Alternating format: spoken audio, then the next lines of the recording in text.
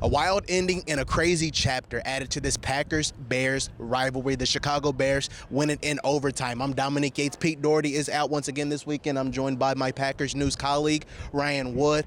Ryan, I mean, the Packers for the most part controlled the game, but then the pretty much 2 minutes in the last 2 minutes of the game, just a complete collapse. You know, what do you make of this game and really just the mood in the locker room after this one? They controlled the game, but until that onside kick, my mind is that they won a huge game. It's very pivotal for the NFC North, but if this wants to be a team to make a playoff run, they got to play a lot better than they just did for 4 quarters. 0 for 5 in the red zone. And then, of course, they don't win.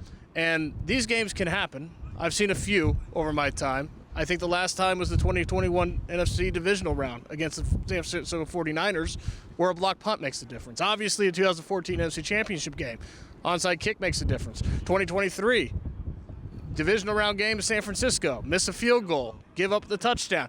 They can happen. They're rare. They're a gut punch when they do. And that's where this is going to be a real danger spot for this team now, losing 2 in a row, 2 games that on the road against good quality opponents. They sure felt like they should have won, could have won. Things happened, they didn't win. And there's still football left, and they've got to play better. And one last point, Dom.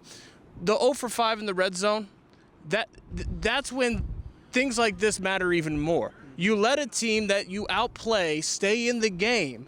They have no business being there, but you let that happen. You let the onside kick matter the way it did, because if you're not 0 for 5 in the red zone, there is no onside kick. You're asking for trouble against good teams, and the Bears are one this season when you're on the road and that happens. Yeah, you're absolutely right. Now, offensively, Jordan Love, he took a big hit by Austin Booker, ruled out, evaluated for a concussion. He did not return into the game. Malik Willis stepped in. I mean, like you just mentioned, at the end of the day, this offense didn't score enough points. But what do you make of what Willis was able to do, jumping in really just once again, just kind of out of nowhere? Well, he's the gift that keeps on giving for that 7th-round pick that they sent to the Tennessee Titans before last season for one of the best backup quarterbacks in the league. A backup quarterback who, when he does need to play, and this is the 2nd straight year he's played against the Bears, it went much better this season for him than it did in Lambeau Field in the finale last year.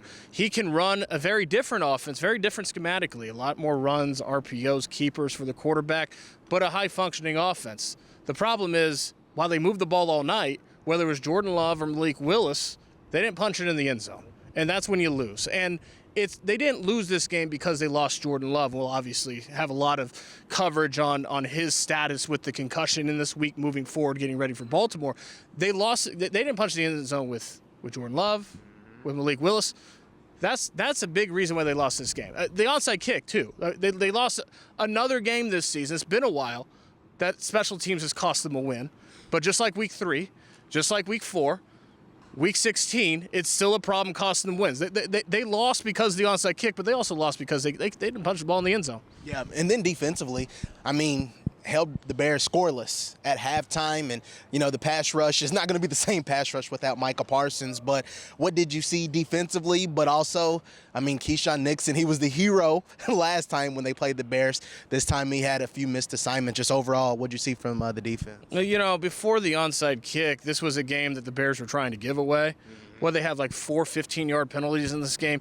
Caleb Williams looked lost. He had maybe the worst intentional grounding I've ever seen. He had an intentional grounding when he really wasn't even pressured. I don't know what possessed Caleb Williams to throw the ball away when he still had a clean pocket ahead of him. But that was the night that it was for Caleb Williams. So it's hard for me to know how much to put on the Packers defense. They played very well on the scoreboard until the end. And it's not the first time this season that we haven't seen this defense fail to close games that they need to close. It's not like, they don't have Micah Parsons so they can't close a game. They had a couple they didn't close with Micah Parsons for all his greatness. But it's hard to know before the end how much that was the Packers defense playing well and how much that was Caleb Williams blind, just not knowing what to do. It was a bad night for the Bears offense, but a great night for this franchise here in Chicago. They won a huge game, the biggest game between these two longtime rivals since 2013.